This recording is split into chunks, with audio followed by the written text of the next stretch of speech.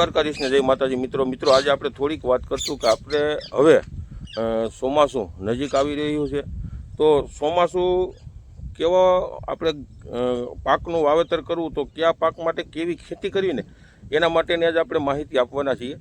તો આગળ વિડીયો ધ્યાનથી સાંભળજો અને જોયો આખો જેથી કરી તમને સમજાય મિત્રો।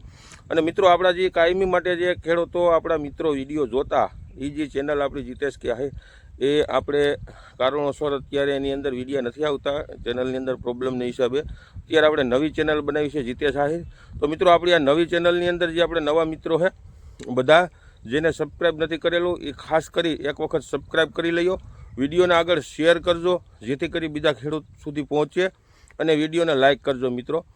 અને આગળ ને આગળ થોડોક સાથ અને સહકાર સારો એવો આપજો જેથી કરી આ ચેનલની અંદર આપણે સારો એવો ગ્રો કરીએ અને મિત્રો જેથી કરી આપણે ક્યાંક આગળ વધીએ તો ખેડૂતોને ક્યાંક ને સારું એવું બેનિફિટ મળતું હોય છે મિત્રો હવે વાત કરવી છે કે ઘણા લોકો હું અલગ અલગ વિડીયા જોતો હોઉં છું, એની અંદર ઘણા લોકો અલગ અલગ એની રીતે ટૂંકમાં ખુરશીએ બેઠા બેઠા માહિતી આપતા હોય છે કે ભાઈ તમે અત્યારે આવી ખેતી કરો તો ચોમાસામાં આ વાવેતર કરવું હોય તો આ રીતે તમે ખેતી કરો, આ રીતે તમે દાંતી આંકો, રાપ આંકો।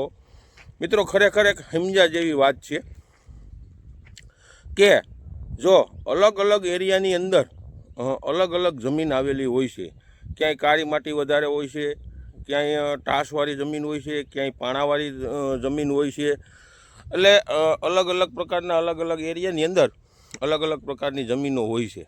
હવે એની અંદર કેવી ખેતી કરવી ને ખરેખર એ જો હું અહીંથી બેઠા બેઠા માહિતી આપું ને તો મને ખબર ન હોય, ધારો કે રાજકોટ એરિયો છે કે અમરેલી એરિયો છે, સુરેન્દ્રનગર એરિયો છે, આ જામનગર એરિયો છે, આ જુનાગઢ એરિયો છે, ગર વિસ્તાર છે, અલગ અલગ જમીનો આવેલી હોય। હું અહીંથી બેઠા બેઠા એમ કહું તમને વિડીયાની અંદર કે ખેડૂતો તમે આવી રીતે જોરદાર હારીથી ભાયરી એવી દાંતી આંકજો, પછી દાંતી આંકીને આવી રીતે આવી ખેડ કરવી, પણ ઘણી વખત એમાં છે ને ખરેખર ક્યાંક ને ક્યાંક હામી નુકસાની થતી હોય છે। એનું કારણ છે કે મારી જે જમીન છે, મારી જમીનનો કેવો પ્રકાર છે, મારે જમીનની કેવી ખેડ કરવી જેથી કરી ચોમાસું ઉત્પાદન એની અંદર બેસે। આપણે શેનું વાવેતર કરવું છે, ધારો કે મગફળીનું વાવેતર કરવું છે તો મગફળીની અંદર કેવી ખેડ કરવી જોઈએ, આપણી જમીન કેવી છે, એનો ધોળો જે જમીનનો આપણો ધોળો કહેવાય કે જે નીચે આપણે કઠણ જમીન આવતી હોય ને એનો ધોળો આપણે ખરેખર ક્યારેય તોડવો ન જોઈએ, જેથી કરી ધોળો ન તોડીએ તો ચોમાસું તમે કોઈ પણ વાવેતર કરો, વાવેતર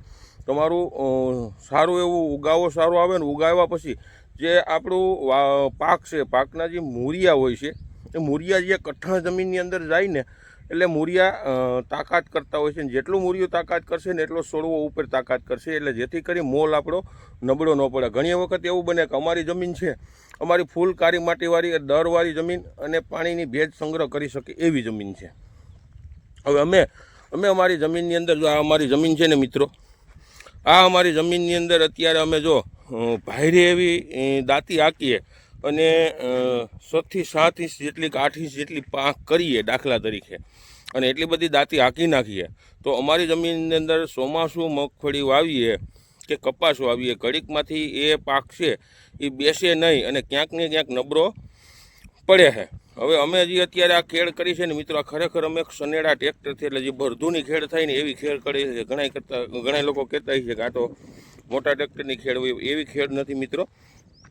અમે જો અત્યારે આ ખેડ કરીને આમ જોઉં, તમે જોઈ લો, હું તમને બતાવું, જો આ કેટલી ખેડ છે, આ જે ટૂંકમાં જમીનનો જો ધોળો આવી ગયો બરાબર।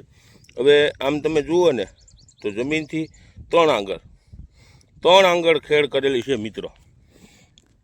આ ખરેખર જો હું એક ખેડૂતના દીકરા તરીકે કહું છું કે તમે વિડીયો જોઈને અને તમારી જમીનની ખેડ કરતા હો, બીજા કોઈનો વિડીયો જોઈને તમે તમારી જમીનની અંદર તમે ખેડ કરતા હો મિત્રો, તો ખરેખર ખેડૂતોને એક છે ને મારે તો એટલું કહેવાનું છે કે એક ખેડૂતોને ખરેખર ખેતી કરવી જ ન જોઈએ। જો આપણી જમીનની અંદર આપણને ખેતી કરતા ન આવડતી હોય, આપણને બીજા લોકો સલાહ આપે એમ આપણે કરતા હોય ને તો આપણે ખરેખર ખેતી કરાય જ નહીં, ખેતી મૂકી દેવાય અને ગમે ત્યાં કારખાનામાં ઉયો જવાય ને ગમે ભાગ્યું દઈ દેવાય, હાંખી દઈ દેવાય।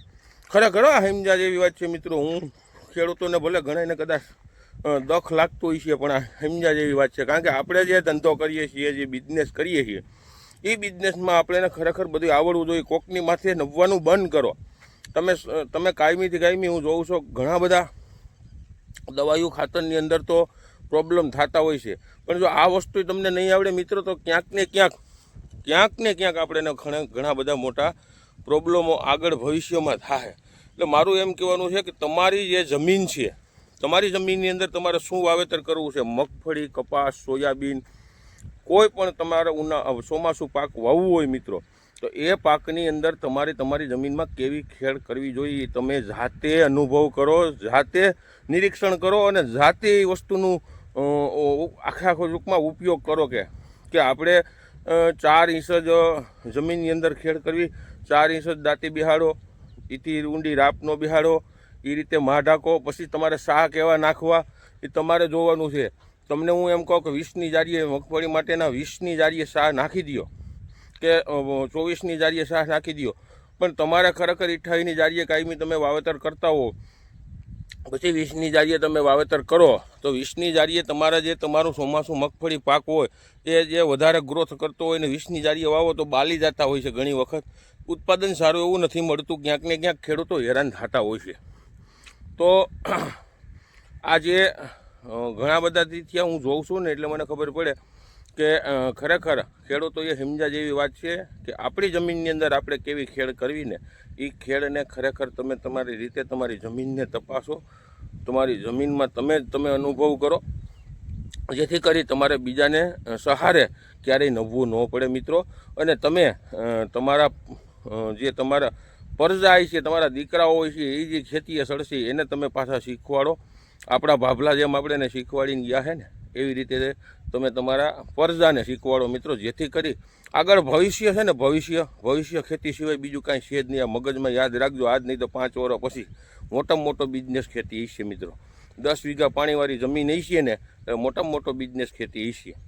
એટલે અવનવા વિડીયો કાયમીથી કાયમી જોતા રહ્યો. હજી એક વખત કહું છું મિત્રો, ચેનલ સબસ્ક્રાઈબ કરવાનું મિત્રો ભૂલતા નહીં, જેથી કરી તમને ક્યાંક સારો એવો ફાયદો કાયમીથી કાયમી થતો રહે અને કાયમી અવનવા વિડીયા મૂકતા રહેવું. આગળ હવે વિડીયો આપણે 2-3 દિવસમાં મૂકશું મિત્રો, જે અત્યારે ખાતરની શોર્ટેજ અને ખાતર વિશેની આપણે બધાને માહિતી આપશું મિત્રો.